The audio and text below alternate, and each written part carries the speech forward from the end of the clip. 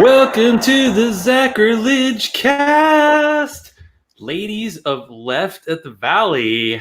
Okay, so from my massive research of about 2 episodes, I'm going to try to do an introduction for all of the ladies today. So we have Nancy Might Murder Me with Bacon. I'm assuming this is going to be a huge revenue stream in the future, considering America. There you go. That sounds better. Glad to be here, and thanks for the lovely introduction. Sure. So Dave Daubenmeier is either going to hire a lawyer to get a restraining order against Kirsten or get an exorcism. Yeah, probably. I there's a few that I tend to pick on, but it's only because they're so insane. And Christina quit her job just to be on today's show. It's okay, though, because she lives in Canada where everyone gets free Tim Hortons, which is no longer Canadian.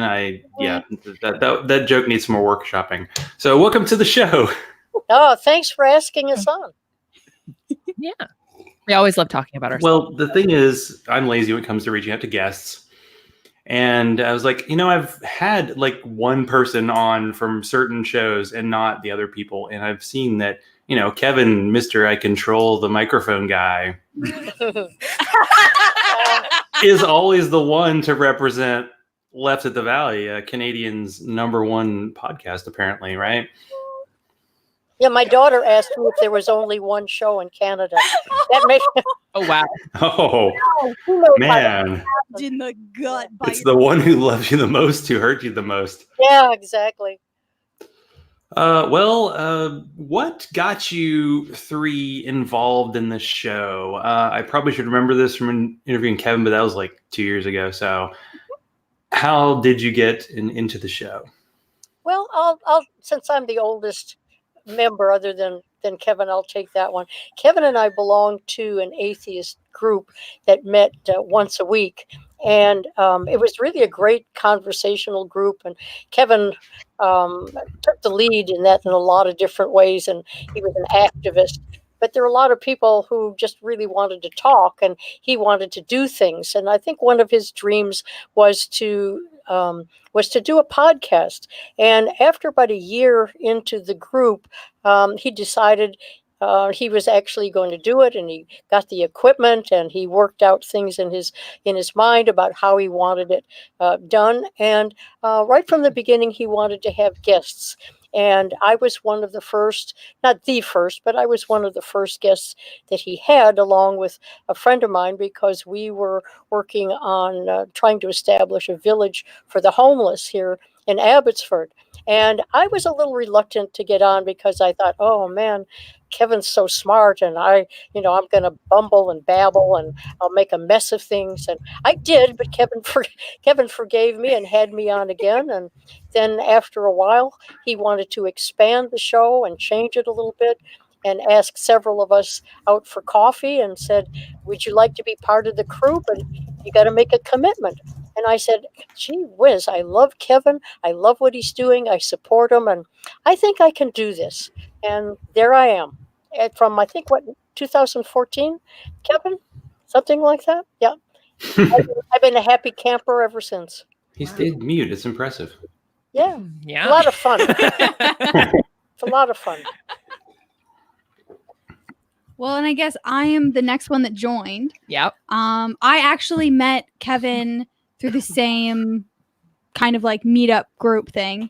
I was relatively recently out of fundamentalist Christianity, so any chance I could be around other people was such a lifeline for me. And during these hangouts at coffee, we would talk about podcasts, because there were only a few of us that really listened to atheist podcasts.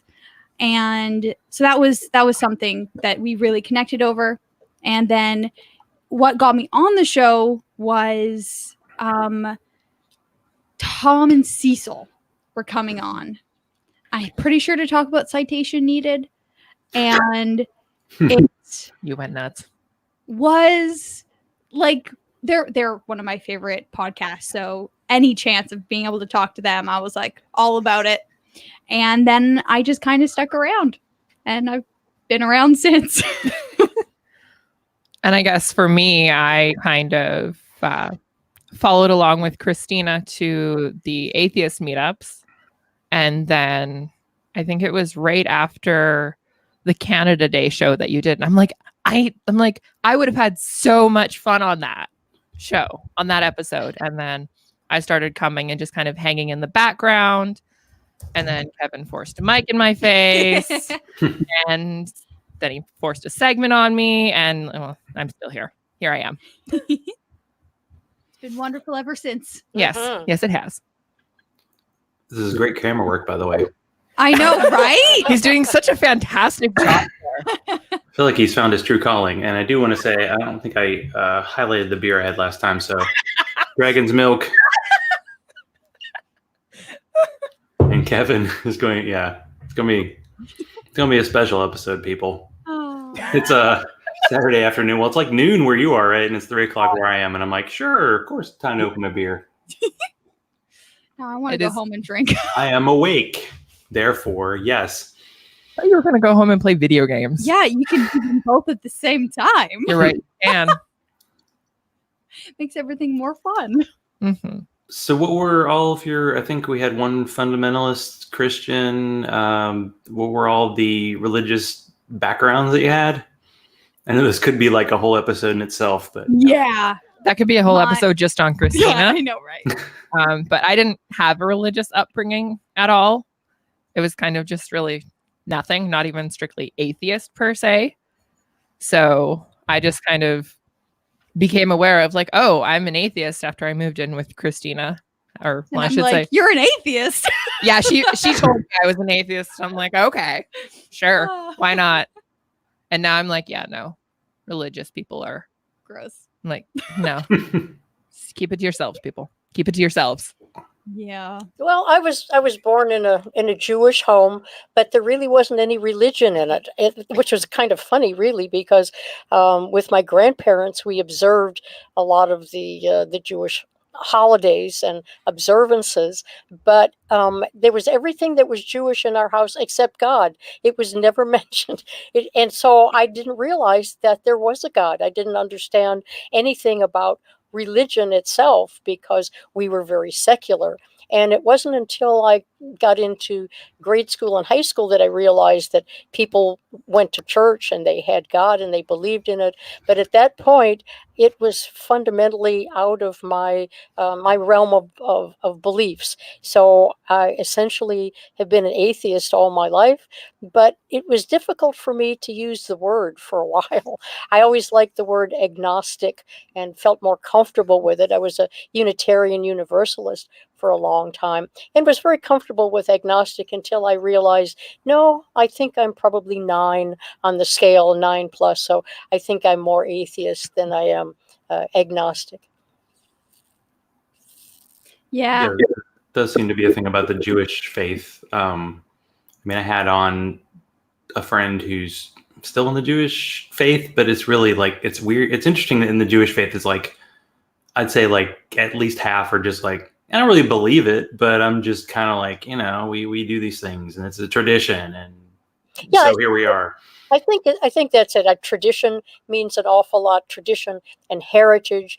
I got into this argument with my brother the other day because he was asking me, well, what is it that you really like about Judaism since you consider yourself an atheist? So off the top of my head, I said, well, I like bagels and I like deli food. And he immediately tore into me that I didn't get into the ethical foundation of society comes from Judaism and so my forth. God. And I thought, yeah, Oh boy. I still like bagels and deli food, and I'm okay with the tradition.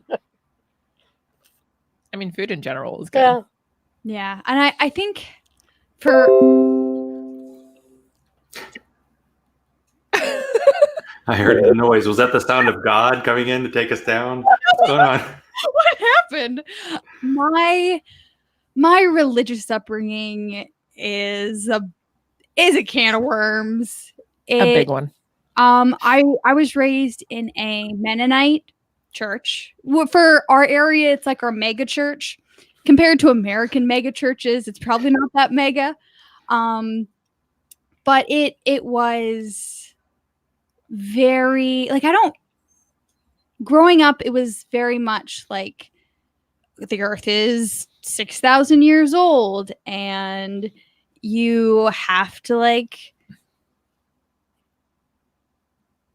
sorry, it's hard to I'm sorry, it's hard to like go back there and try to translate it. See, we went more than 10 minutes into this episode without a sorry from Canada, so good work. One what's funny, I literally didn't even realize I just said sorry. I'm like, wait, I said sorry? I'm surprised you didn't It's just like breathing let me just apologize in case. But it was very entrenched. I didn't even understand that there were people who didn't believe in God. Like, it didn't even come into my conscious awareness that atheists existed or other religions existed. Like, I didn't know about Mormonism, not Mormonism.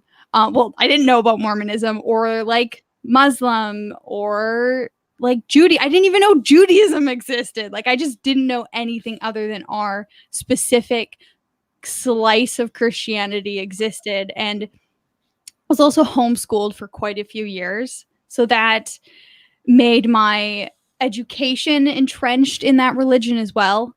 So I didn't really get taught science, which was a super big bummer now that I'm not religious and absolutely love science. I'm like, I missed out on so much. And then we stayed going to Mennonite churches, but we went to a different one, and it was kind of not big in the churches for a little while because my dad had medical issues that made us not be able to go every week. But throughout it all, I was very much didn't even question like religion or God, and it was very much on that like, oh, you have to have a personal relationship with him and you have to like, talk with him about everything, and like we spoke in tongues, and it was a fun deal. And it got to the point where everything in my life that was good I put on God. I was like, oh, thank you, God, for like helping me get out of bed today. Because I was so trained in that religious mind frame of everything good is God, but everything bad that happens, it happens for a reason. You just don't understand it. It's like beyond your understanding, and there's something good that will come out of it. So I was around, how old was I? It was February when I was 18. Many years ago. So about 6 years ago, that it was actually one conversation I had with my twin sister that I went from like not having a shred of doubt to being like, oh, God's not real. Okay. And it was actually one specific thing that she told me. In this conversation we were having, she told me that I sounded like a battered wife talking about her husband. And for some reason that wording, it flipped a switch, and it made me recontextualize everything I had heard and was saying and actually question. And through the next 3 days, I listened to a few podcasts on Christianity and like started to actually like understand what this religion was. Because also I had never read the Bible like every other Christian around. I had gotten like a few pages into Genesis, and I was like, well, this is boring. I'll read this. Because like I had only ever done like Bible studies where like they had this specific set out, okay, read this passage and these will explain this, but they don't like show it in context of the Bible and at the horribleness of it. Yeah. And then so since then I've just been learning about religion and myself. I've learned a lot about myself. Yeah, because religion is very much like pigeonholes you, and you don't really get to like do a lot of self-discovery. So yeah, that's the Cliff Notes version of my religion journey. That's like the abbreviated Cliff Notes version of the journey. Yeah. Well, I, for one, am happy you're not religious anymore Me too. because we wouldn't be together. Yeah. Nope. Because my family is very much against. The fact that we Same both have sex. vaginas. Exactly. Yeah. That's the clincher. Yeah, it is. It really is. Because they don't care that I'm attracted to women. It's the fact that I'm dating one. And marrying one. I know the horror of Scandalous. it. Yeah, that's the weird aspect of it, where it's like, yeah, you can have these attractions, you just can't do anything about it. Oh, that sounds great. Yeah, Sign me up. miserable for the rest of your life. Yeah. Well, it was actually at the point we've known each other since we were 4 years old. And when we started dating, her mother actually stopped talking to me for a bit. Like, wouldn't even acknowledge that I was Yeah. there. That was fun. Now we just don't acknowledge she exists. Pretty much. That's pretty much how it goes. And that's if we're there, Yeah. which is a rare My occasion. family is a can of worms. We'll go back to back. Make Christina talk. How come Nancy and Kirsten have segments on the show, and they are sitting in the corner just crying silently, or not silently because you have a microphone? Kevin puts the mute button on. Probably he's got the power. I think I get muted No, the actually- the least. Yeah, The best thing there's a lot of nodding camera motion. I don't know what the deal is. the best thing about being on the podcast for me is having the segment, because when Kevin pulled us all together and talked about his vision for the show, there actually was a segment called This Day in History. And the more Kevin was talking, the more I realized I can do this podcast because I will have something to fall back on. I don't have to always depend on the ad lib or being quick or being intellectual about a subject and faking it because I know nothing about it. But I realized that if I had a segment and I could use that segment to get into conversations and use it as a springboard, that was my niche. That was the way I could really contribute. And besides, with history, you can write segments on history and have them done for a year in advance because it doesn't change. And I mean, Nancy, you History were there. is there. Exactly. Oh, So to be able to Pulled out have her journal. historical things that were funny, that were weird, that would transition into really good conversations, I loved it. I mean, Kevin gave me the opportunity to do exactly what I love to do the most, and that is to have something that stimulates a conversation afterward. So it's a lot of fun for me. Mhm. so what did history have to do with top 10 snacks? Well, the top 10 came after I did about 3 years of history. And then after A lot of that, history. pretty much the same thing over and over. You talk about, August the 12th, it's not going to change whether it's 1899 or 2020. So I decided we needed a new perspective and something else that would stimulate conversations. And I thought this had a wider appeal, maybe because it covered all kinds of cultural things, political things, whatever you want. There's a top 10 for everything. So that's been kind of fun. To do it that way it too. opens so much fun conversation about random things. Yeah. Yes. And we kind of need a break in the middle of talking about horrible things. Yeah. Yeah, and I can do top 10 a year in advance, so I never have to, wonder, what am I going to do this week? What am I going to do next week? It's done. I get on, we do it, and I love everybody, and I go home, and it's marvelous. Yeah. Mhm. But back to your actual question that started this. You're asking why I personally have a segment that I do every week. And that is mainly because with my mental health does not give me like the consistency that I would need to be able to do that. So yeah, it's mainly just mental health reasons. Yeah, but the wonderful thing is Christina's like our little spark plug. We never know. I like the There, ad lib. there is nothing. There's nothing taboo We can start one topic and morph into something else faster than you can snap your fingers. And it doesn't make any difference. Christina's always there. She brings something to the conversation, and we're happy to have that. That's part of why we mesh as well as we do. So it's really good for Christina just to be able to flow, to go with the flow. Works out perfectly for us. It does. And then how I ended up doing another brilliant moment is I originally didn't have a segment. This was one that Kevin was actually doing. And I don't know if you've noticed, but a lot of the topics we talk about are politics or getting into religion, which neither topic is something I am extremely well versed in. So I'm kind of silent except for the odd sarcastic comment. And then but they're always gold. They are always gold. That's my shining moments right there. And I think Kevin just wanted help the one week and he asked if I could do it. To be fair, he does a lot of work for the podcast. He does. He absolutely does. So I was like, yeah, I can do it. I'm just a freeloader over here. I'm like, can you give me a couple sources so I can, attempt to do this? And so I did it and everyone loved it.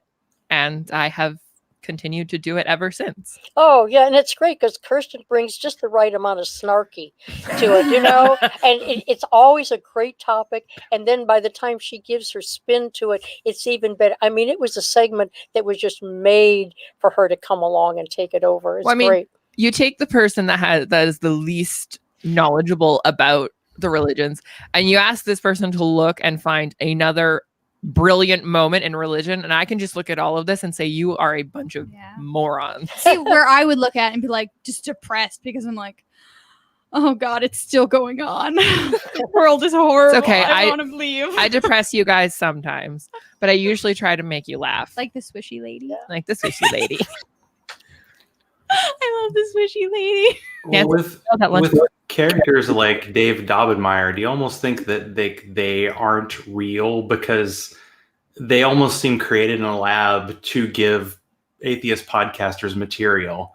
Right. Like, no one actually believes this. And then you're like, oh, these people have like 100,000 followers and like they do a podcast with their iPhone and they make a living doing it. Obviously, we're in the wrong business. Yeah. I mean, we picked the wrong side. Sorry, everybody. The day I run out of quality content, I think will be a good day. Right? Oh, I look forward to that day. I think we all do. But it's a fun show. I hope you don't. I hope it goes on forever. I really do. Well, there's so much there. I mean, you've got the pin that pricks the balloon, and that it just works. It's usually so many like ways. I see something and then I'm just like, really? Yeah, this just baffles my mind. I could talk about this forever. See, that's what I'm talking about on the show. If I did another brilliant moment in religion, it would just be rage. It would just be you screaming into the microphone. We wouldn't even get through the story. Oh, I would just be sitting there like screaming. That would be the segment. Hence why I don't do it. You've done it for me on occasion when I haven't been able to. Have I? You have. I don't remember this. It's another thing with me. My memory, horrible. It's good not. Yeah. Sometimes you don't want to remember. It's like the body protecting itself in a way. It is. Yeah, this show is how we all know it's Saturday. For a second, my brain's like, wait, it's not Sunday. Exactly. And do you now refer to yourself as the award-winning Left at the Valley podcast? And is there like an actual trophy you won, and did it get cut into quarters, or did Kevin just take it? I personally don't, because I always forget. I usually don't, and if there is a trophy, Kevin's hiding it on us. Yeah, Kevin. Or it was made of chocolate and he ate it. Oh, there's the thought. Or it was made of beer.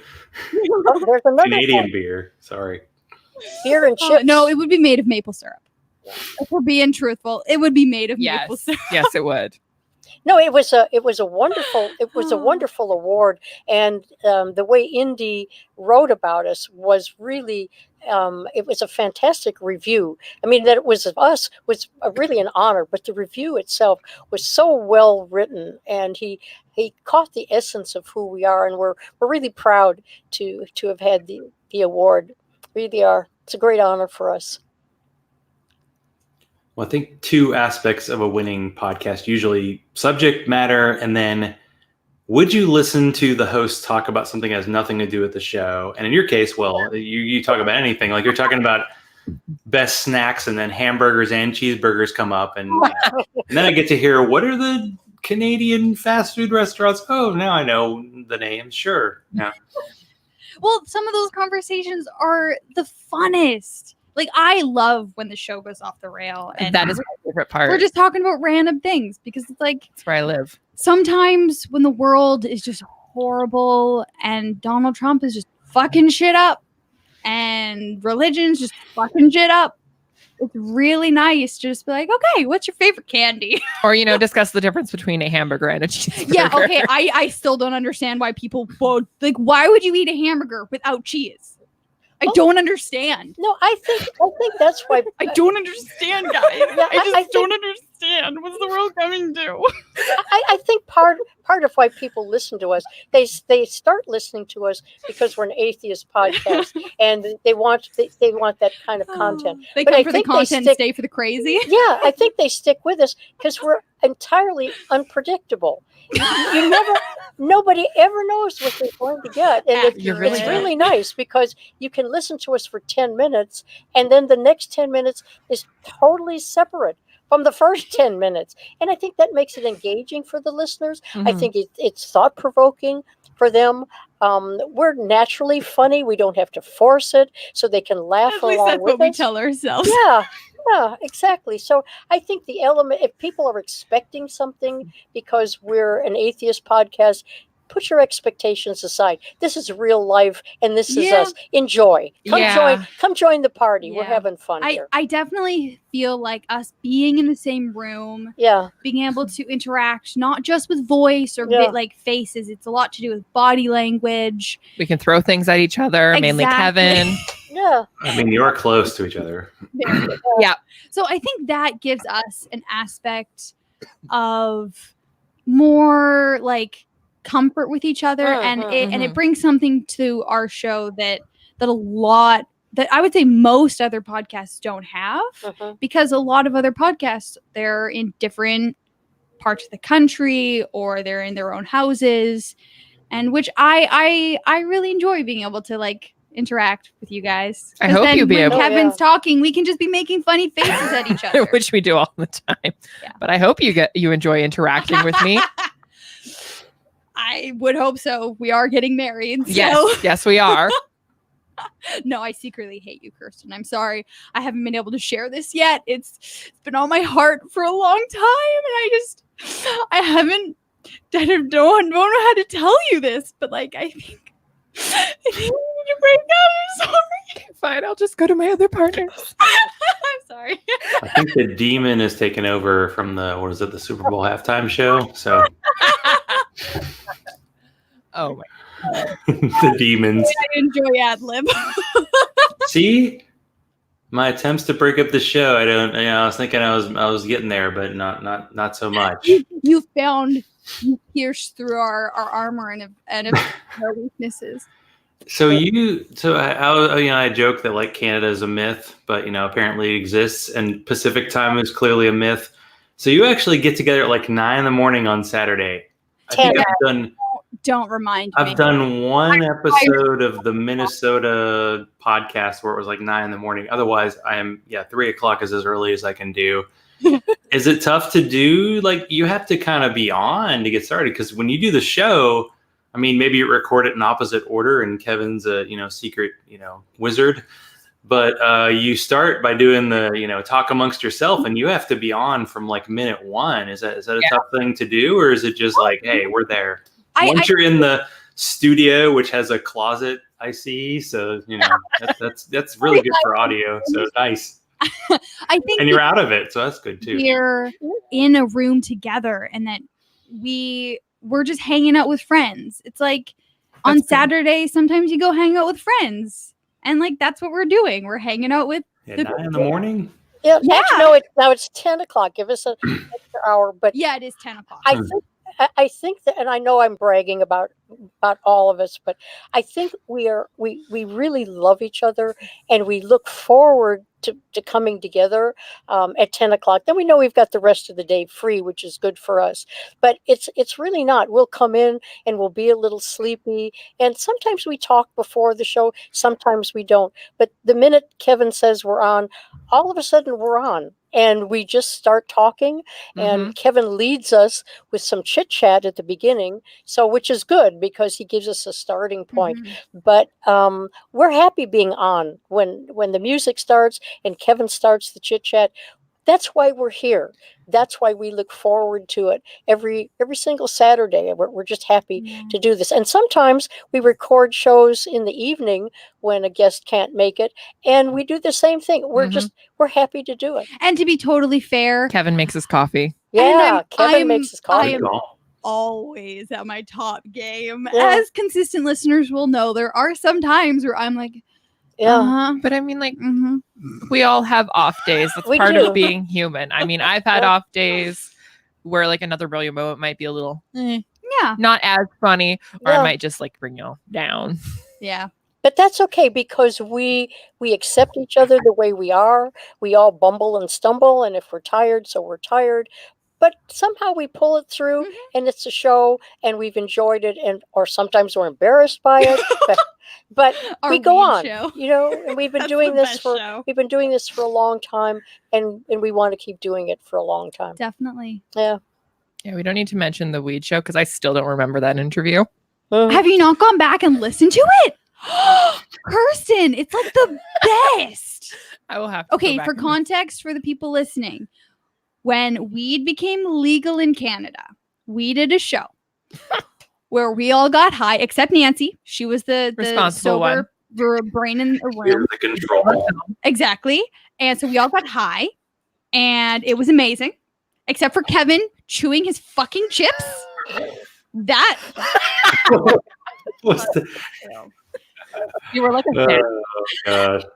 that was probably the one thing that I'm like, Kevin, I'm gonna check something at your face. But I wasn't too happy of a space to even think about that. Because you were looking at your ring with the phone, with the light on your phone. Because apparently weed makes me be able to see colors that I did not see before. So I still have pictures of that. yeah. So it was just a really fun show, and for me, it's probably one of my favorites. Yeah. Yeah, it's one of mine. One of Yeah. mine. Was that 9 in the morning you did pot or?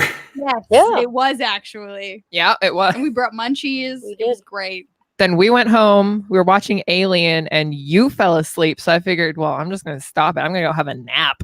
Yeah. Weed is good. Weed is good.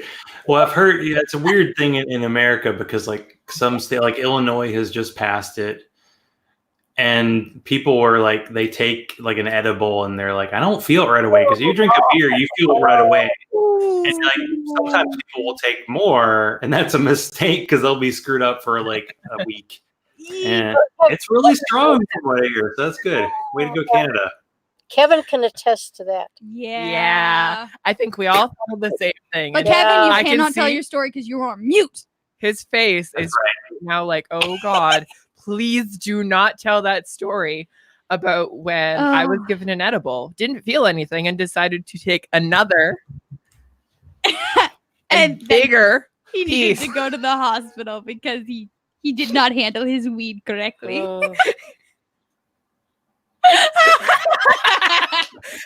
We love you. So Kevin. you're not going to do that again in the near future? Is that like a one-time deal? Or No, He no. learned. He did learn. his Oh, lesson. but us with weed on the show, I don't think we would.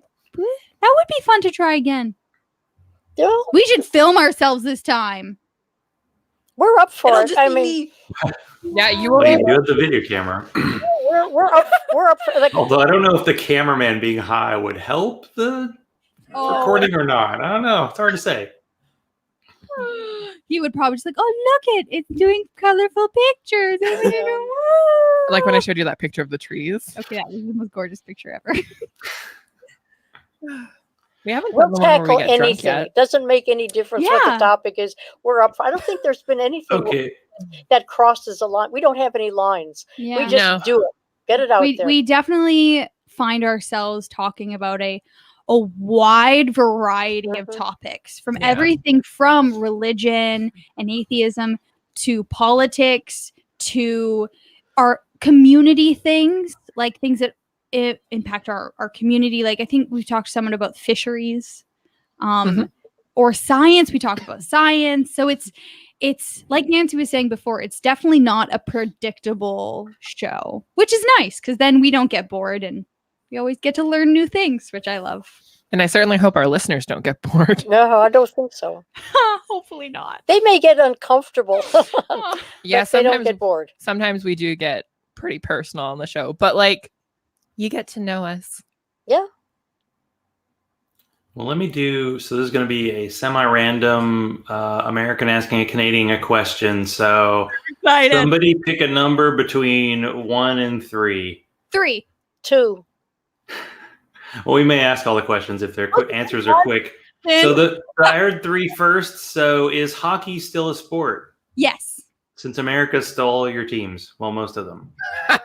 We still beat you guys. Except the only team that moved from America to Canada was Atlanta. I'm actually wearing an Atlanta Flames jersey. Atlanta hosted 2 NHL teams that moved back to Canada. So so you should love Atlanta because we can't support hockey. To be totally honest, I find hockey boring. So I don't do that. It. Neither do I find most sports boring. Unless they involve horses. I was about to say my sport, show jumping. That is the sport I watch. Just so I can listen to this. I'm so weird. Get you the coconuts. Okay, that is low-key like the best movie ever. Yeah. So hockey, definitely still a sport, but no way not as popular as Americans probably think it is in Canada. But whatevs. Like in my household, it was baseball. Not gonna lie. We didn't watch sports in my household. I didn't say I watched it. It was just always on the TV. Just on, yeah. Yeah, there's not an actual sports team called the Fighting Mennonites, although that would be kind of awesome. Now that would be entertaining. They would be curlers, not hockey players. Yeah. So we've gone, more than 30 minutes of the show without talking about how you've gotten into a podcast feud to get listeners, and I have to show for all the people actually watching. So what's the deal with you and Secular Soup? I don't even know who started it. Like Kevin. Kevin. All that was quick. Blame rests on Kevin's shoulders. It's all Kevin. Blame Kevin. It's like that song, Blame Canada. Blame Kevin. Wait, there's a song called Blame Canada? Yeah, that was in the South Park movie. If you haven't checked it out, you'd probably like it. I haven't. I don't even remember how this started. I think it was on Twitter. Am I Was it correct? on Twitter? Was it Twitter? Oh, it was Twitter. Don't go on Twitter. It's always Twitter's fault, yes. Oh, I know, right? Gross. Yeah. But it's kind of just been fun. Mm-hmm. Fake fights are fun. They are. Because at the end of the day, we all love each other. We all get along really well. Yeah. But we're taking him down.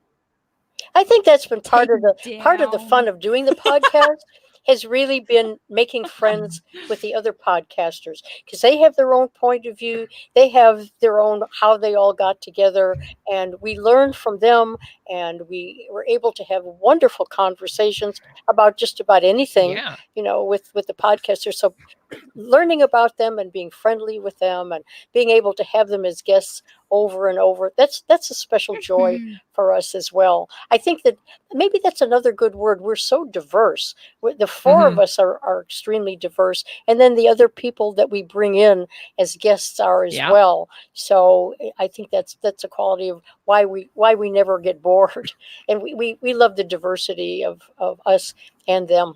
It works really well for us.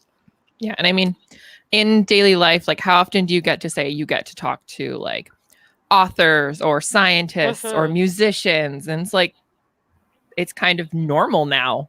Yeah. It's like, oh yeah, this weekend we're going to talk to, David Fitzgerald or somebody else. It's like Aaron Ra. Yeah. Yeah.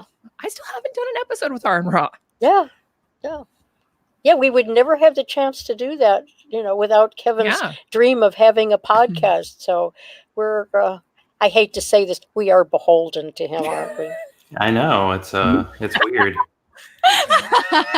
The best part is I follow Aaron Ra on Facebook, and he's actually in Africa right now.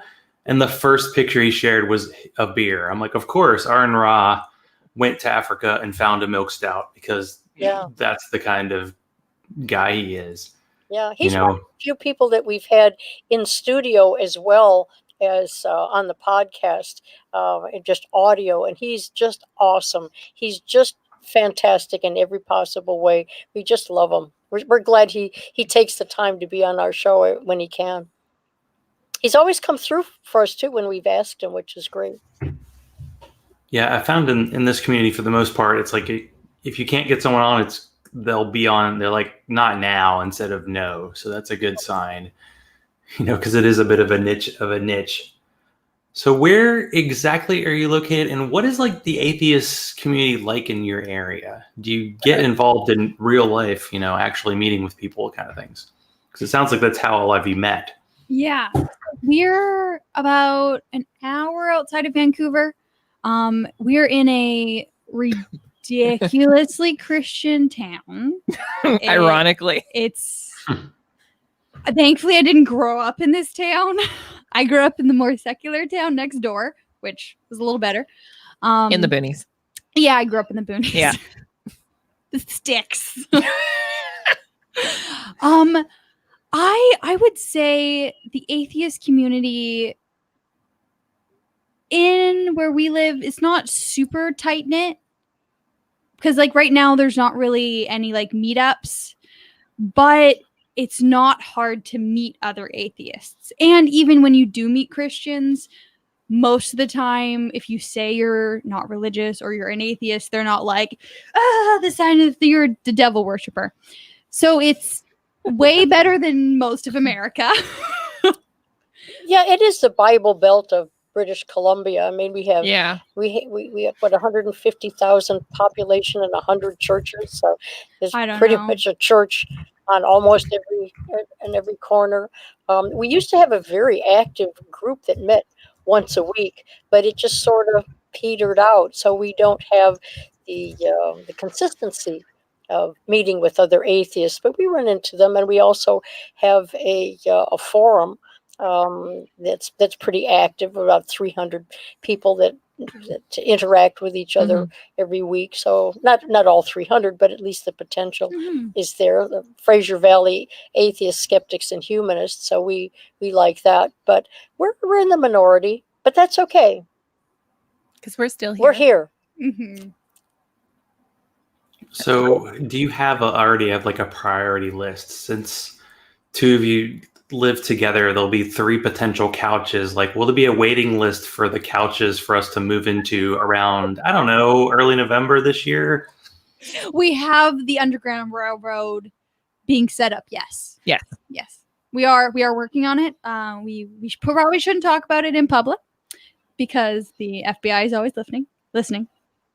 Yeah, just don't wear a MAGA hat at the border. Just MAGA hats, but everybody else, Underground Railroad, the engine's getting ready. Yeah.